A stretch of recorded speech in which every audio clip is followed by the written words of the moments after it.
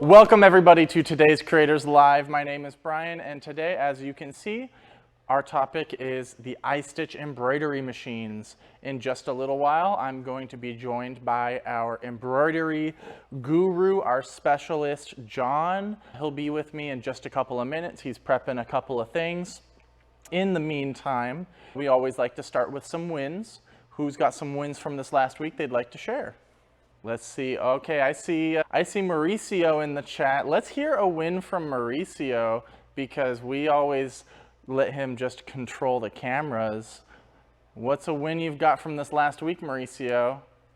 You don't usually get put on the spot like this. This week's win, it's Creators Live Embroidery Day. Woo! Awesome. Okay, we have fun here. All right, so let's see. What's a win that I have? I have a pretty cool win.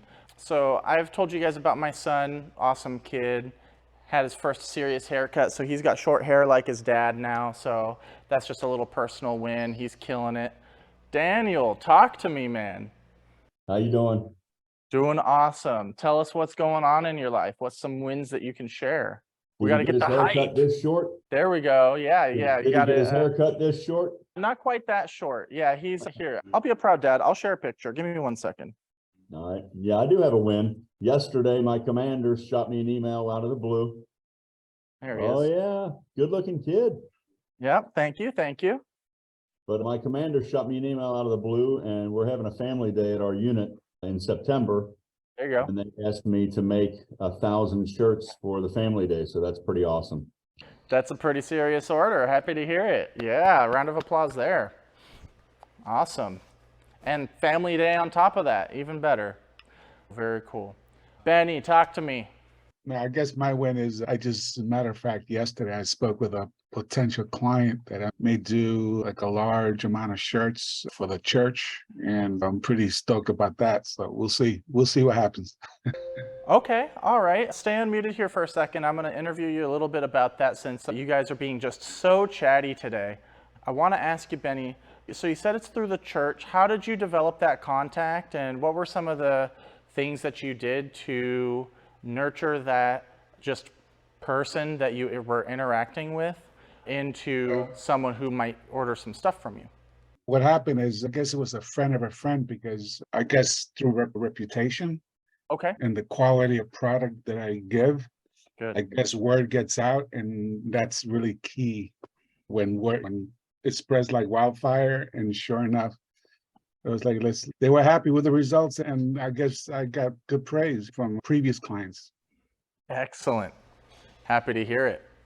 Good. So I think that's an important takeaway, is just the ability to deliver that quality of product and of service to the point where someone will talk about you and your products and your business to other people. So if that ends up becoming a deal for you, I would recommend maybe giving some thanks to the person who was talking about you.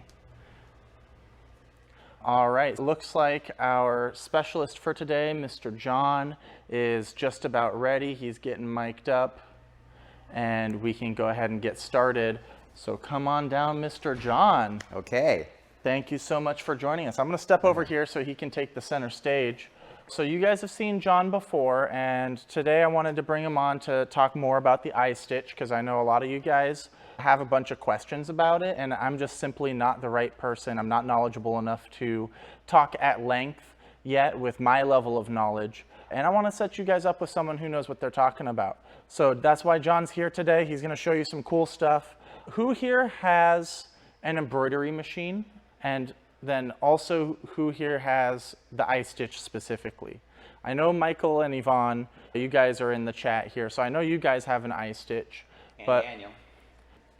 Okay, so I'll go ahead and let you take it away. If they get too rowdy, you let me know, and I'll come and crack the whip on them. But go ahead. Hey everybody, how you doing? Good.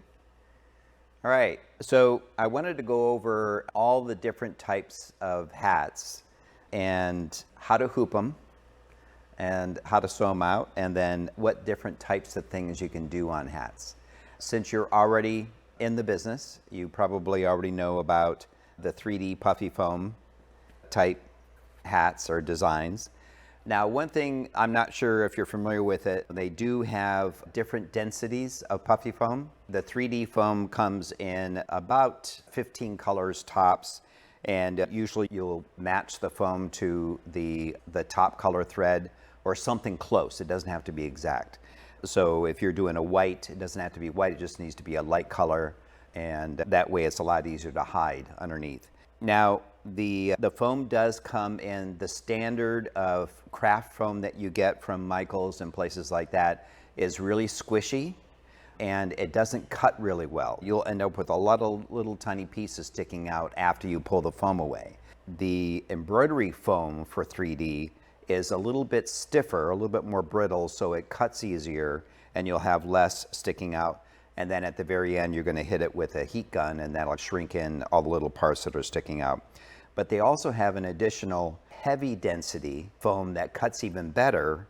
And the difference is that when it does this sew over, like this letter C right here, when it reaches the edges, with a soft foam, it'll have a curve like this, but with a more dense foam, it'll actually have sharp corners when it goes over. So it actually gives you the effect of having a taller piece of foam on there.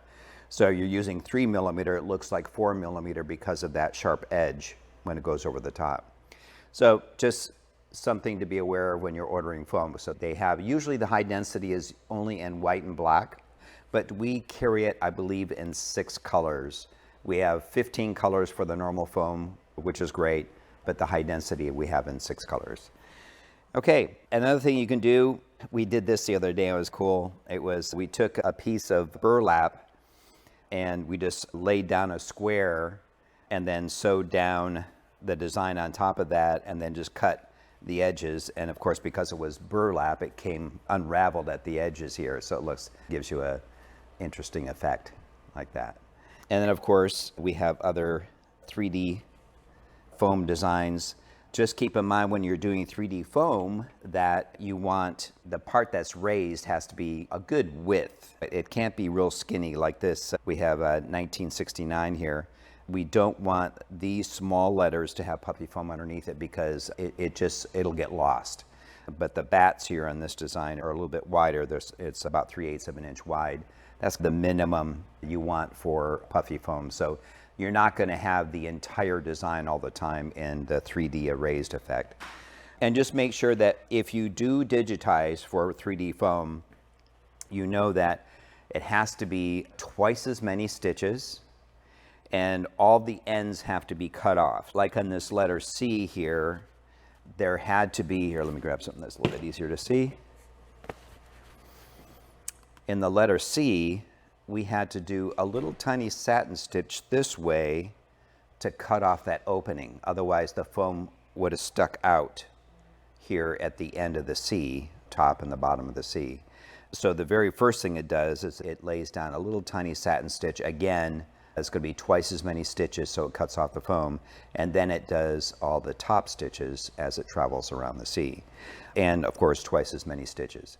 But all you do typically is you tell your digitizer, if you don't do it yourself, you tell your digitizer that this is going to be 3D foam for hats, because it does have to be digitized a little bit differently for hats. Of course, you can do 3D foam on hoodies and jackets and things like that as well. It just always looks better on hats. Okay, and then another thing you can do on this one, the digitizing was a little bit different in that every edge, we just changed the angle of the stitch. So when it reached, this is like an eagle here, and we reached the beak of the eagle, the stitch traveled this way, and then to a point, all the stitches or all the foam was cut out because of the angle of the stitches.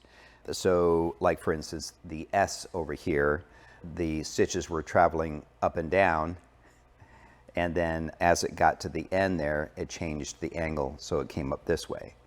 So that's another way to cut off the edges on the foam, is just change the angle of the stitch. And the other thing you have to keep in mind, of course, if you are digitizing yourself, you've got to make sure that you take out all the underlay. There's no underlay in here, and we just have satin stitches. There's no travel stitch down the center. There's no edge underlay. It's just, it just does the top stitches and that's it. Now, there's quite a few different types of hats here. This is a 5-panel, meaning that there is no center seam here in the front. So we have 1, 2, 3, 4, 5 panels. This is a 6-panel hat, has the seam in the front, 1, 2, 3, 4, 5, 6. And then we have your low profile hat, medium profile, and large profile. So the hats that have a really tall profile and they go straight up and then start curving, those are the ones that are going to be easiest to sew on, and they're going to give you the most room to sew on. So this style or a trucker hat is always going to give you the most room with minimal distortion. And it doesn't matter whether it's a 6-panel or a 5-panel. Now, this is considered a low profile hat, and that right away it starts angling up here away from the bill. So we can see that it's straight for it looks like about 1.5 inches, and then it starts curving right away. So because of this, you're only going to be able to do maybe about a 2 1/4 or 2.5 inch tall design, unless part of the design is going in here, but something that you won't notice the distortion on. So if you had a bull and the horns of the bull came up into here, then it would be fine to go all the way up into here. It wouldn't cause any problem. So you could go 2 3/4, maybe even 3 inches, as long as whatever part goes up into here, you won't recognize any distortion. If you have a perfectly circular design, then you absolutely have to stay below this mark right here, because as you sew into the top of the crown here, it'll squish that circle, so it'll look distorted. So keep that in mind when you're ordering hats. Now, if a customer specifically requests a low profile like this, just keep in mind that you're going to be limited to about 2 1/4 for your design height, unless their design has just a small section that's going up into the top here. But the flat bill hats or the medium or tall profile hats like this, you've got a lot of flat space here, and it's really easy. You have 2.5 inches at least going in here that you can sew without any distortion whatsoever, and it's only this last bit that starts to curve that you have to worry about getting into that spot right there.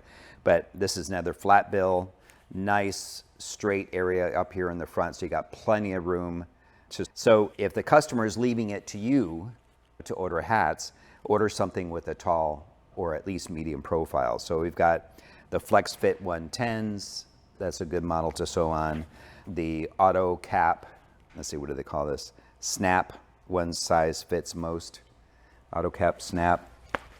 And this one is like a medium profile, but this is still pretty good. The Flex Fit 210 fitted, that's another good one. So all of these hats, just keep in mind, Big Bear is another good manufacturer of hats, has a nice tall profile before it just starts to turn. So that's a good one to do. Now, these hats, the unstructured, low profile, some people call these the dad hats. These are the toughest ones to sew because you have no structure in here. It slopes immediately from the bill up, so you definitely have a really small area to sew before it distorts. Also, these hats, because they don't have any backing built into it, you will need some type of backing in here to support that hat. Otherwise, you'll have issues with registration. When you hoop this, definitely use the hat backing. The hat backing usually is really stiff. It's like cardboard. And you can either get it in a roll or pre-cut sheets of 3x5 or 3x7 or even 4x5 or 4x7. But you definitely need backing for these. All the rest of these hats, they have a built-in, what they call a buckram.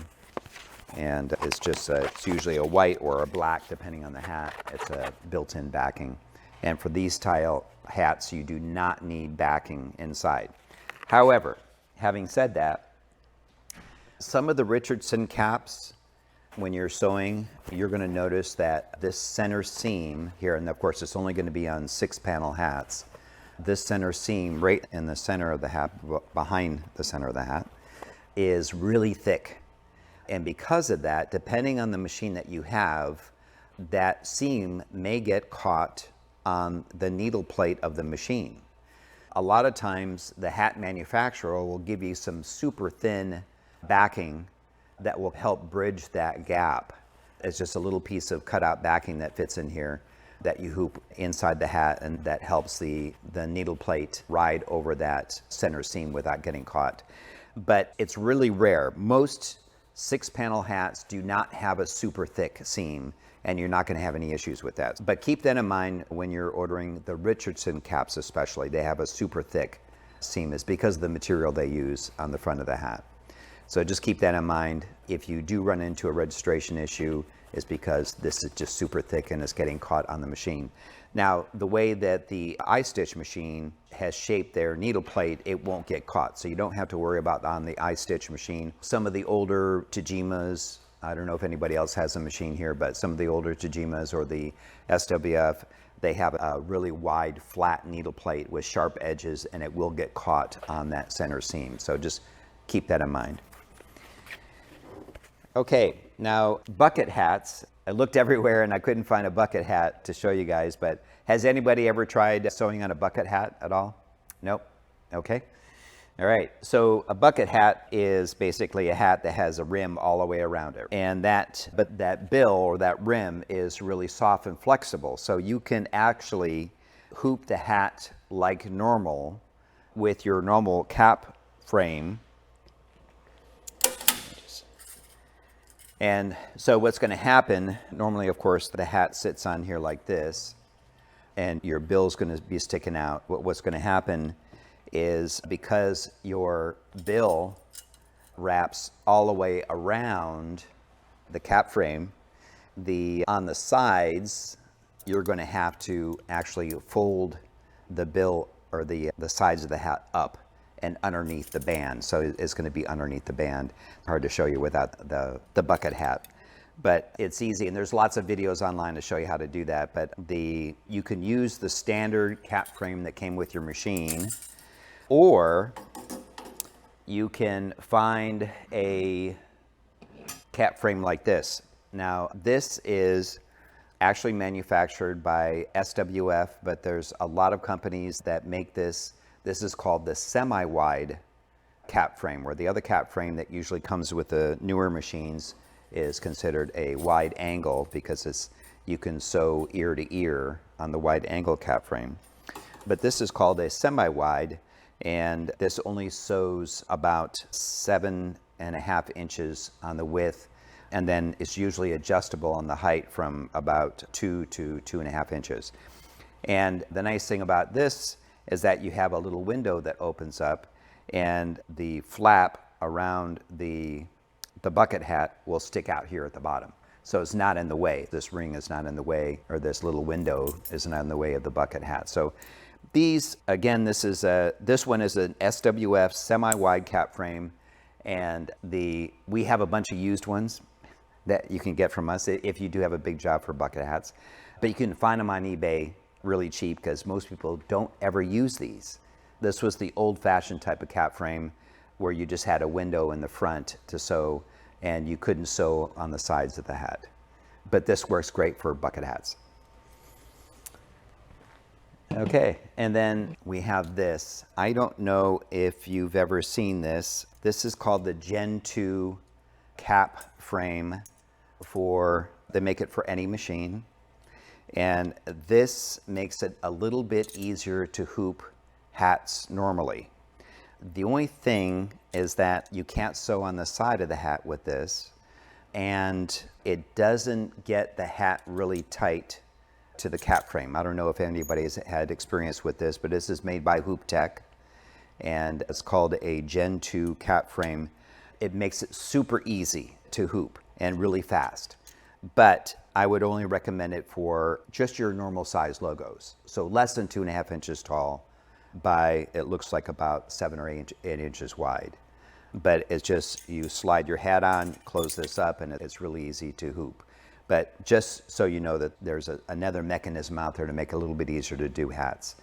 Now, They also sell this with it. It's optional. But this is cool in that what it does is it stretches out the back of the hat. This is a separate hooper made just for this cap frame.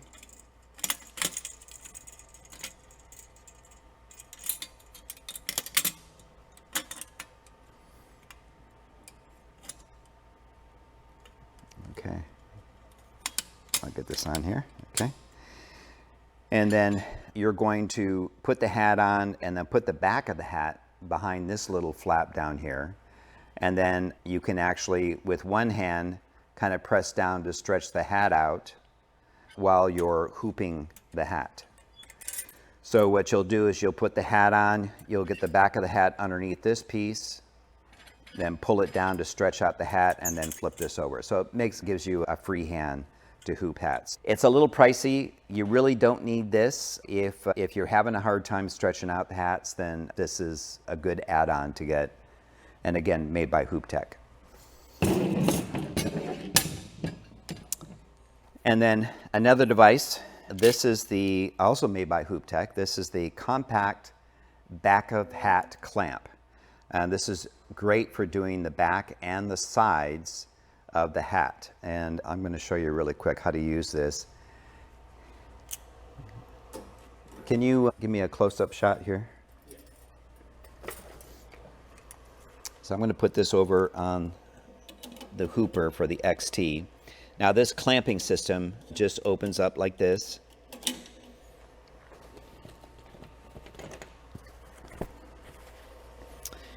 And there's actually a clip here on the side to hold backing if you need to use backing on this. But it just slides on like that. And it's got some little markers, points here on the metal that show you where the center point is. I don't know if you can see this, but it does, whoops. It does a really easy, fast job for doing the back of the hat as well as the side. So you can also do the side of the hat. So if you wanted to get a design nice and low, really close to the edge of the hat, this would be, and nice and straight, this would be an easy way to do it. And this mechanism they make it for any machine. It doesn't matter whether it's XT or Melco or Tajima, make it for any machine.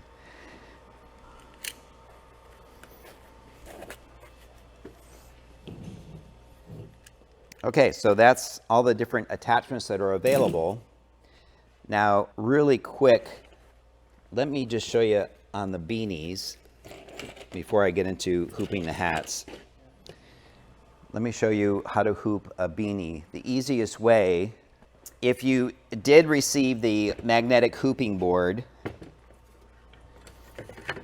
you would set this up on the freestyle part of the hooping board, and then you would put the beanie on here. Now, I don't have the right size hoop for this. This is a 4-inch hoop, and this is the 5-inch fixture for it.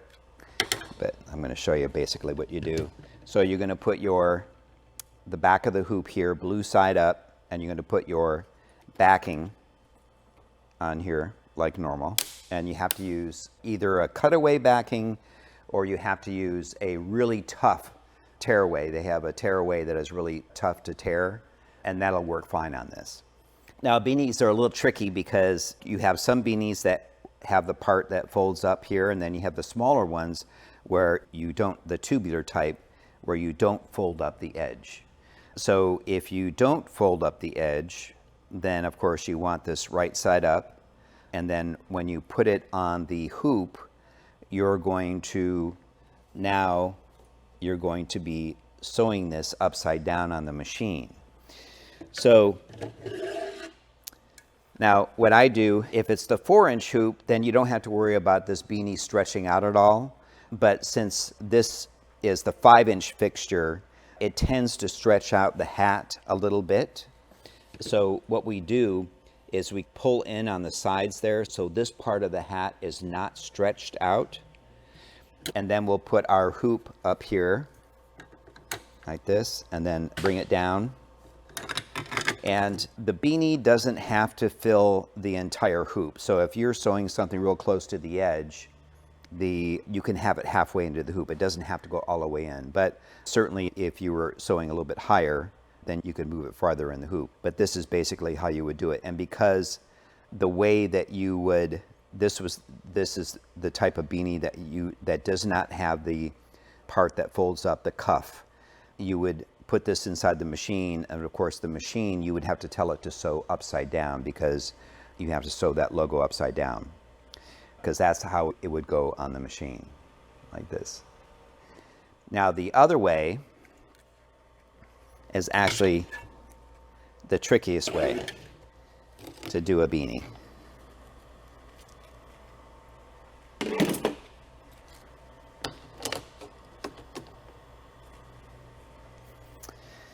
And I learned the hard way. The best way to do this is to put a little sticker on here, and so I know where I need to embroider the logo. Now, the customer typically wants the logo right below that center seam, centered on there.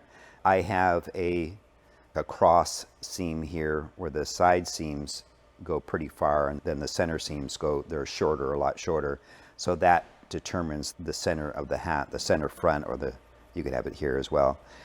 But so the logo is going to be upright here, so that when it's folded like this, you can read the logo, obviously.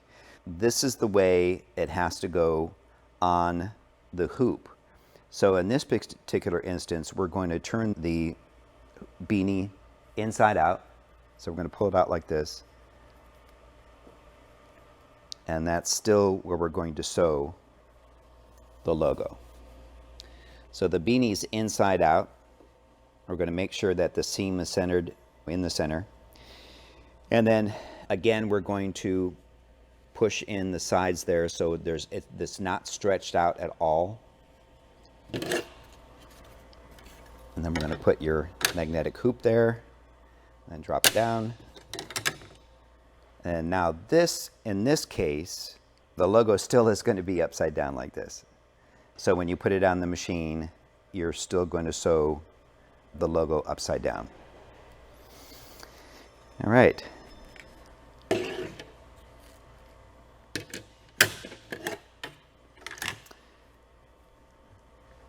Now the tough part. Now we're going to go over how to hoop a hat.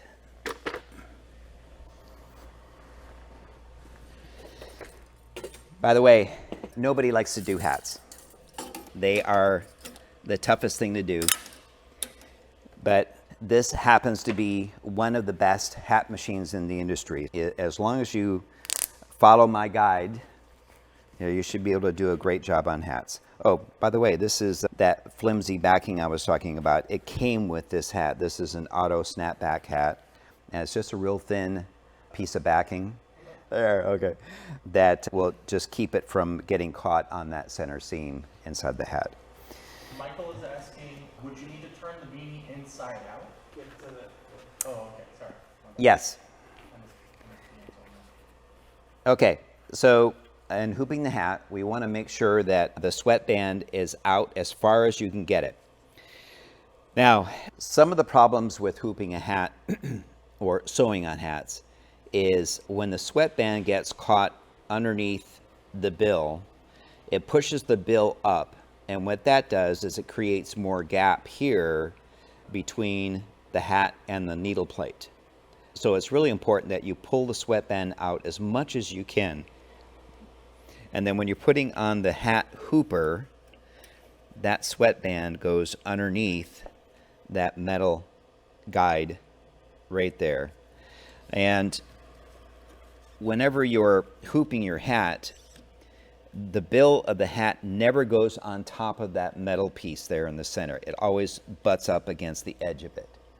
If you go over the top of that, the hat's going to move all over the place, and you're going to have registration issues. So it just has to go up against the front of that, and that's as far as it goes. And the strap will hold it in place. Okay, so what I'm going to do is the bottom of the hat has to be below these posts down below. I'm going to pull out the sweatband as much as I can. And then I'm going to fold the top of the hat over the sweatband, just like that. And so I'm going to hold that in position, and at the same time hold my thumb down on the top of the hat to keep it in place. And then while I'm doing that, I'm going to do the same thing to the sweatband on this other side. I'm going to grab the top of the hat, fold it over the sweatband. Okay, when I have that in position, then I'm going to reach down, grab the bottom of the hat, pull it nice and tight, and then I'm going to bring my strap over. Now, the iStitch machine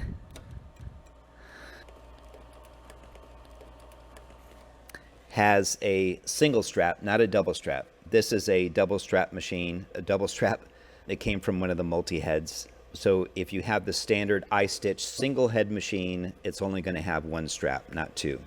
And the one strap is only going to be here. It's not going to be on the inside like this. Okay, all I did is I hooked it on the little hook down here, but I didn't latch it.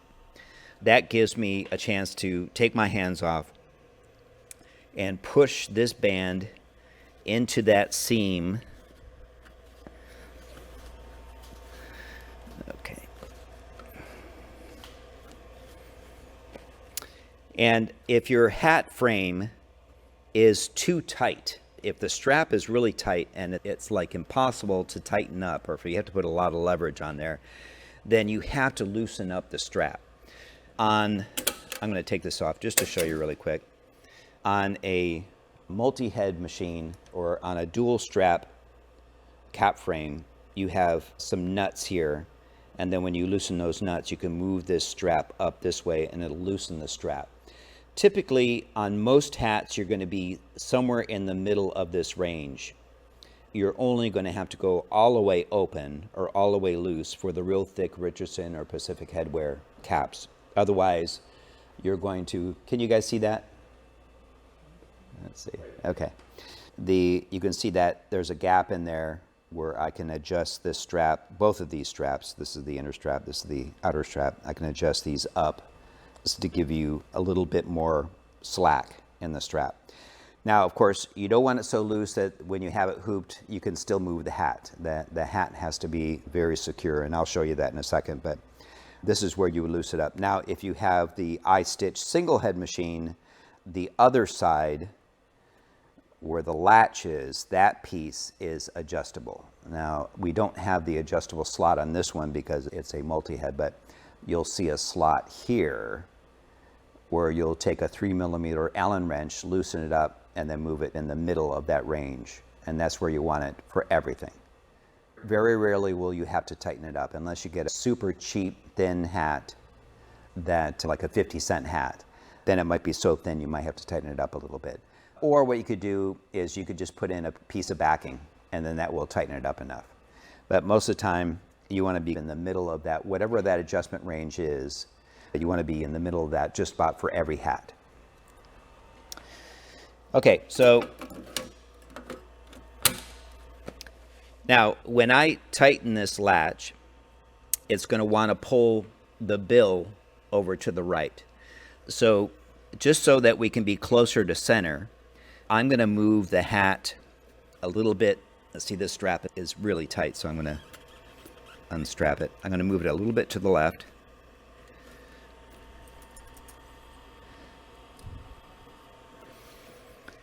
Because I know that when I latch the latch, it's going to pull the bill a little bit to the right, and we want to be close to center. It doesn't have to be exact because you can use the arrow keys on the control panel to move the hat left or right to get the seam lined up perfectly on the machine. However, if you have a multi-head machine, this has to be perfect because there's no way you're going to be able to adjust one hat versus the other hat. It's a good habit to be in to get the seam lined up perfectly with there's a little mark on that metal piece underneath the bill. So get it as close as you can. So the last thing I'm going to do is I'm going to pull down on the straps again to make sure that I pulled out all of my wrinkles here on the side. Make sure that my strap is in that seam right where the hat meets the bill, and then we're going to latch it. All right, and that ended up being perfect, close to perfect. We have the seam here, and that is just a hair to the right of that metal mark, that little mark in the center there. Okay, so let me give you a close-up of this, what it looks like. Okay, we can see that the strap is right up against that seam all the way around. It's not coming out. Sometimes on those really wide brim hats, it's tough to get this little part here, but do the best you can to get into that seam. And it could be that maybe your strap is a little bit too tight and that's why you can't get into that seam. But it's just critical that you don't have it too loose so that when it's latched, you can still move this. But this is rock solid. There's no way I'm going to be able to move it left or right. So it's good. Now, one other little hint that I saw, actually a guy on the Melco Amaya videos, he was showing you how to form the hat like this after you have it hooped. And the purpose of that is try to bring this part of the hat right here down so it's really close to the needle plate. So this is where you're going to have issues. You're going to have issues here because the back of your presser foot actually sticks out a little bit farther behind the needle. And of course, when you start getting into the curve up here. But I've seen some hat pros, they will actually do something like this just to get that part down. But you can do the same thing just by rubbing it hard, just to get that part of the backing a little bit pliable to get it down. Now, of course, you're not having to worry about that if your logo is this big. You don't have to worry about anything. But when you start getting real close to the edge, real close to the silver band here and up into here, you want to make sure you have a nice flat surface. So just rub that edge right there next to the band to get that down nice and flat. And it does make a difference. I've seen where people actually steam the hats, or they'll take an iron and iron it right here close to the band just to get this part down nice and low. But again, like I said, that's only if you're getting all the way up to that metal band. Also keep in mind that in front of that metal band is the other part of the cap frame. So inside that ring actually goes in a little bit farther. Let's see if I can get this here. There we go. Okay. So that inside ring sticks out a little bit farther. So a little bit farther from this ring here, about that far. I can feel the ring. It sticks out a little bit farther right here. You have to keep in mind that when you're doing your trace on the machine, the back of the presser foot really can't get any closer than that. The needle is going to be out here. This is where it's going to sew.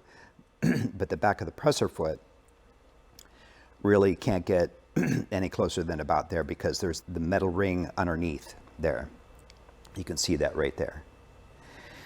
Okay, so keep that in mind when you're doing your trace. Okay, now to put it on the machine. Okay, you have to back out a little bit. Yeah.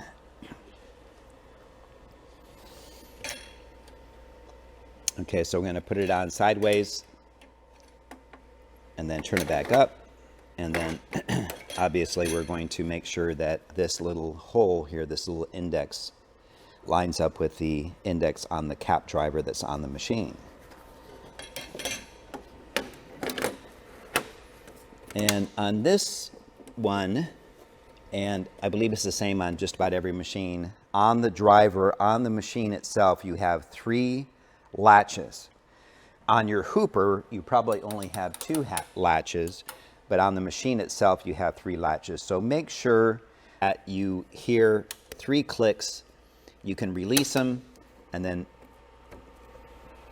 push them back in to get locked in place, just to make sure that all 3 latches are latched. And you can pull on the hat to make sure it's secure. And also, when you're putting the cap system, and this applies to all machines, when you're putting the cap driver on, you're squeezing between the metal rim that's on the cap frame itself. So you're squeezing between this metal rim and the back of the cap driver. So you're not forcing this cap, you're not pushing against the machine. You're squeezing between this and the back of the ring, and that is a lot less stress on the machine itself. Okay.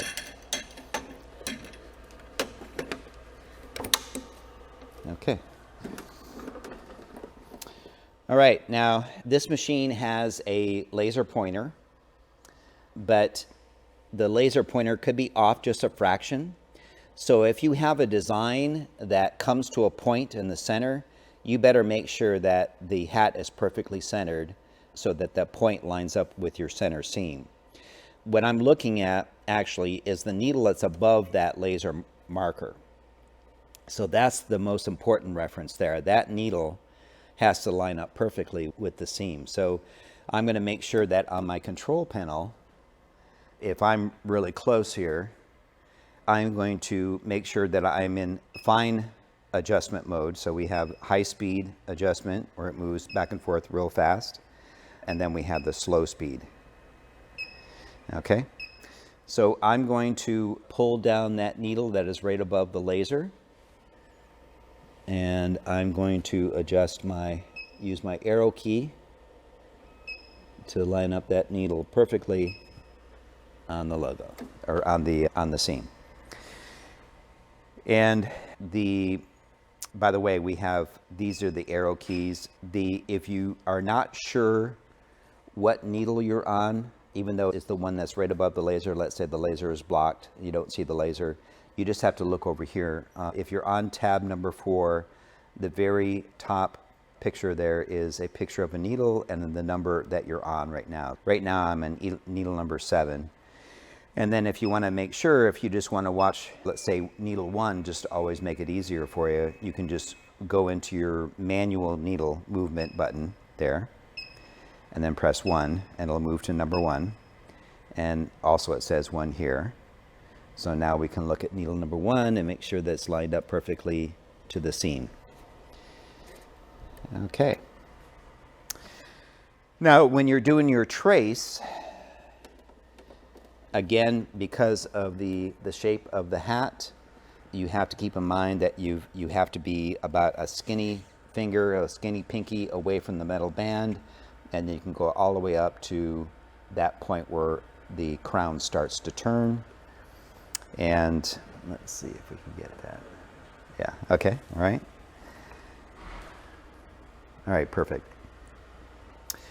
You want your logo to be in the center of that sewing area. If you have a skinny line of text that's only 1 inch tall, you want to make sure that the text isn't way up here at the crown or way down here by the bill. You want it to be in the center. My laser, which is a good reference right now, is a little bit high on the hat. So I'm going to move my hat out a little bit. And so my laser now looks like it's perfectly centered between the crown where it starts to curve and the metal band right there. Okay. And then to confirm, I would do my trace, and that's the yellow button right here. And then I can select an exact trace or a really quick trace. I know that this design is really big. It's about 3.5 inches or 3¼ inches tall. So we're going to do an exact trace because we want to see exactly where the design is going to. Okay, so we can see, and I can hold down the needle bar just to make it a little more visual. So this particular design, look, actually went over the metal band. So we're a little bit too low on this particular design, but we still have plenty of room on the top of the hat. Okay, so for this one, see how important it is to do that trace and do it viewing it from the side to make sure that you're not too close. So that presser foot actually went over that metal band, so I would have been too low on that. So what I'm going to do is I'm going to move my hat in a little bit, and we're going to do another trace. And again, I'm going to hold this down.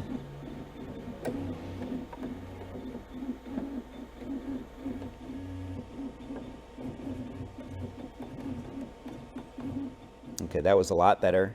It's still a little bit too close to the metal band, but we're pretty good. Okay, so I'm going to move the hat. Oop, wrong way. Yep. There we go. Do another trace.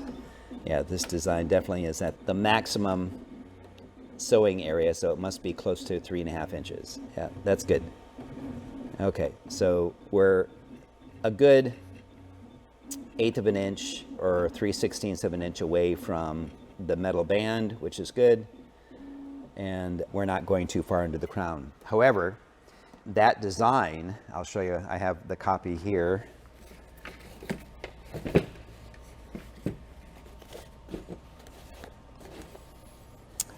That design, as you can see, has a couple of points that are going up into the top that will hide distortion. In other words, it doesn't have to be exactly right, because when it's going into the crown here, you can't tell that it's distorted.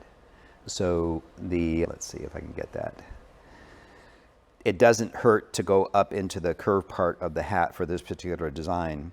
So this hat really was designed for maybe a 2.5 or 2 3/4 size design before it goes into the crown, but we pushed it. We went up to 2 3/4. Actually, I think we're at just right around 3 inches, but we had no problem going in here into the crown because of the style design that we had.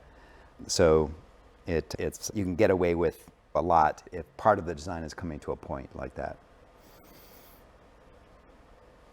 Okay. All right. Does anybody have questions in regard to hooping a hat? I feel like I have a master class going on. Oh, thank you. You guys are killing us today. So quiet. Yes. Where's all my rowdy Creators Live Yeah. people? Come on. Okay. Thank you so much, John. Oh, you're welcome. Looks like there's no other questions. You've pre-answered, I think, pretty much everybody's questions, that they didn't have anything left to ask. You left me with no questions so far. Okay. I'd really like to have you back and take us further through the process to producing it, and maybe some troubleshooting type things in the future. Benny has a question. Oops, I'm off of camera. Okay. Go over here. This is something I was really intrigued with all this information, because I was really getting into embroidery. I have to do a lot of research and my homework on my part to learn more about it. But when you had mentioned about a 5-panel versus a 6-panel, it just blew my mind. That's something that I was not thinking outside the box, because I got to research more on that. But my question to you on those two types of hats, I'm pretty sure there are others, but this is something when I picked up just now. Is there an advantage of using either hat? To me, it seems like without having the seam, which is the 5-panel, would give you better results than a 6-panel? It's certainly easier to sew with a 5-panel, but you're not going to get away with that, because a lot of people like the 6-panel hats. It's just the style. So your flat bills are going to be typically your 6 panels. Your fitted are going to be 6 panels. So that's going to be the popular hat. The only thing that you have to worry about with a 6-panel is that the very first stitch can't be on the seam. And if you have a good digitizer, they know about that. They know that the stitch has to start off the seam, because the very first stitch starts slow with the machine. So if you're going slow, it has a chance for the needle to divert a little bit and then hit the needle plate. So you start at slow speed over here, and by the time it reaches the seam, it's high speed, and then you have no issues whatsoever. The machine will go through leather, will go through karate belts, it'll go through anything. It'll even go through your bone in your finger. So it's strong. It'll go through it, but it just can't go through at slow speed. It has to be coming to reaching full speed before it goes into the seam. That's it. Otherwise, no problem with the seams. All right. Okay, John, thank you so much. We're going to go ahead and close it out. You totally exceeded my expectations. This was amazing. glad I left it totally up to you to decide what you wanted to talk about Well, today. thank you. 'Cause I'm very impressed with what you've brought to show us. Okay. So thank you so much, You're guys, welcome. for joining us. Thank you, John, for being here. We'll bring him on again for some more iStitch content in the future.